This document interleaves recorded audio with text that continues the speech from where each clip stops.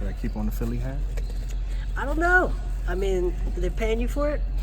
That's what I said. Absolutely not. I can't turn it around because there's Sixers on the back. I mean, they are our home squad. But, all right, we got Warren and we got Frank Bartley. Sure. You just balled out. Good game from you. You had one dude out there, I forget his name, but he was pretty good as well. Competition is uneven. There's some guys out there that can play. There's some guys that maybe don't have a professional career ahead of them. Is there a chaos to this kind of format that can make it tough to really show your decision making as well as your skills? It was tough. I mean, we had practice yesterday. I mean, I got in late because of flight issues, but you kind of got to feel how guys play and what they do good. But at the end of the day, showcases like this, you got to do what you do well, and try to hide everything you don't do well. So, like, I know I can shoot, so Right. when I get open, I'm gonna shoot it. So.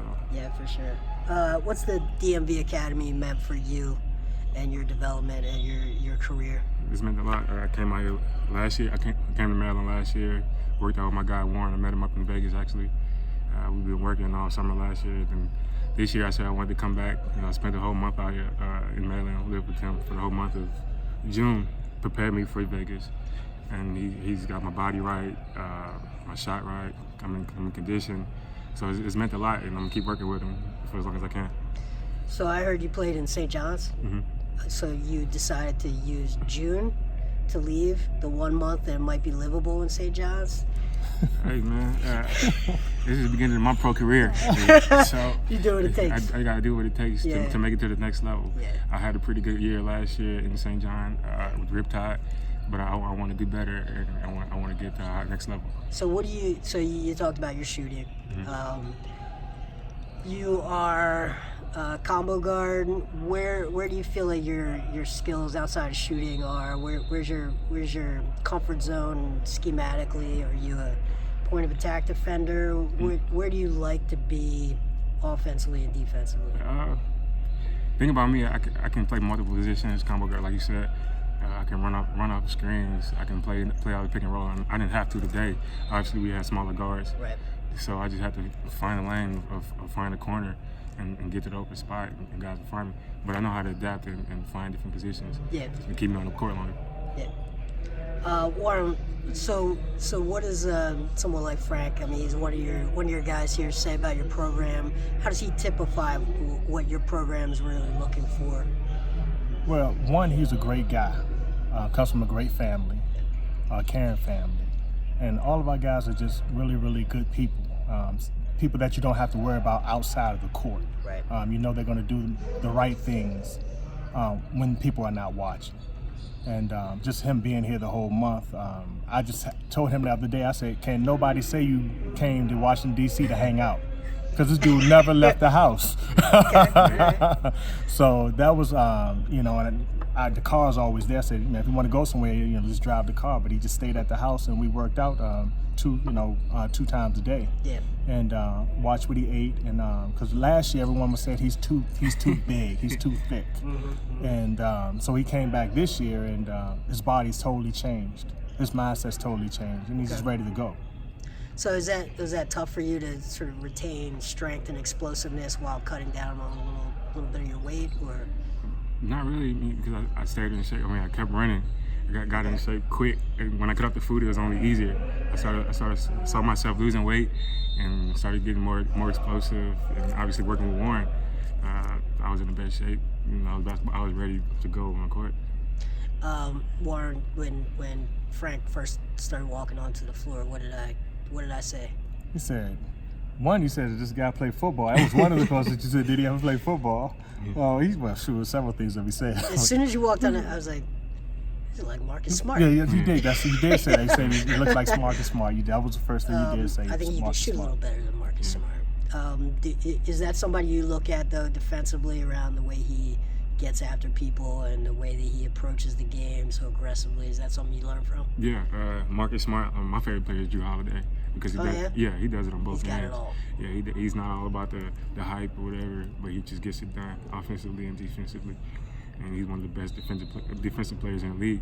Nobody ever talks about, and I don't mind doing that. So I love doing the dirty work. I love playing defense, and obviously I can score a little bit. So I like to watch Drew. Yeah. Have you sort of looked back through his career? I know you're a young guy, but when he was 19, he was a little bit of a different player than he's developed into. And he's the classic like 1-2. Like he's not a tweener. He's sort of 1-2, not really either one. He's like 1-2, absolutely can do both. Yeah. He's a good prototype to go after. So specifically, what about his game do you really look to learn from? His pace. He has a great pace. I love how he can play out the pick and roll. I love his decision making, but like I said, I love his defense more than anything. He can guard 1 through 3, 1 through 4. It doesn't matter. He's a dog. He doesn't say much. He's not all about the Hollywood scene, but he gets it done. That's what you need at the next level. You just get it done. Have you spent time with Haywood? I know that he's sort of he's my buddy. We love Haywood at the Painting Lines, and what do you learn from him and the way that he's experienced this first year as a pro? His approach to the game, his approach to how he works. He works so hard, and to see him get that two-way last year, and to see him play, and to see him stay hungry like that, like he did when I came back to the DMV area. He was trying to get in the gym all the time, and so you can't help but want to get in the gym with him, with a pro, see what he does, see how he does. And I think we made each other better this summer for sure. Absolutely. Because we went at it and we went together. Good. Yeah, because he's sort of got to go down in position, right? Mm-hmm. He's coming from a power forward. He's got to cut weight. He's got to get a little bit quicker, and so you're probably a good challenge for him every day to sort of force him to get a little bit quicker. And I mean, is it something that you guys talk a lot about? You and I, Warren, we've talked a lot about the sacrifice that Haywood makes to do whatever he's asked for, to play whatever role he's needed to play, and how that, especially in summer league, this is a big challenge for him, is that being his natural self is what's going to make him a longtime pro, and also what is going to limit the exposure he gets maybe to teams and scouts that look for the highlight plays or the raw numbers. What do you learn from that? Because it really is a tough trick to be like doing whatever your coach asks, really playing within a scheme, not being the gunner. I'm not going to name a name from Delaware last year. RV. Not going to name a name. Who just goes out and gets theirs. Right. Finding the balance between showing what you can do and also showing that you can play within a system. But like you said him being his natural self is going to keep him playing around for a long time. Wood he doesn't have to worry about anything off the court. He is a great guy. I've talked to his mother on the phone, listening to him on Warren, listening to her Warren talk. He works so hard. So you look at something like that, plus Wood off the court. I mean, he's gonna work for what he has to get to. He has to adapt. He's gonna do that. If he has to cut weight, he's gonna do that. You don't have to worry about him working hard or doing what the coach says. So I think that's gonna keep him around for a long time. So what was life like in St. John's on a daily basis up there? I know it was cold. Always winter. Cold. From the time I got there, November 3rd till I left early May, it was freezing. I think it was below 30 every day. What was your living conditions like? So you have like an apartment? Some of the teams stayed in the apartment, some stayed in a booster's house or whatever. Okay. And I stayed in the house, but I stayed 20 minutes away from everything. We had a small little Ranger truck, and 4 big guys had to ride in that in a 2-seater. So we just had to make the best of it. Yeah. The glamorous life. The glamorous life. But it teaches you to appreciate all the good things, all the things you got when you make it to the next level. So I'm not worried about it. Was it all like fish-based diet up there, cod? It's a lot of that, but they had a lot of junk food too. Oh, really? Yeah, a lot of American food. Okay. But I ate a lot of noodles and stuff at the house. I didn't eat much. Ramen and stuff? Yeah. Okay, so what did I miss? What do you guys want to talk about? I'm having a great time, by the way.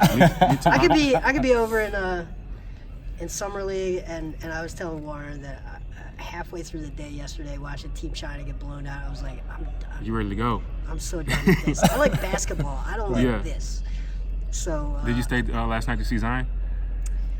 I blew off Zion to go see Elena Delle Donne in the WNBA, and I loved it. It was like, I was here in the morning, so I did the Euro, Summer League, watched my guys with the Sixers, stayed for half of the China, so I got the Asian thing, and then went for the WNBA last night.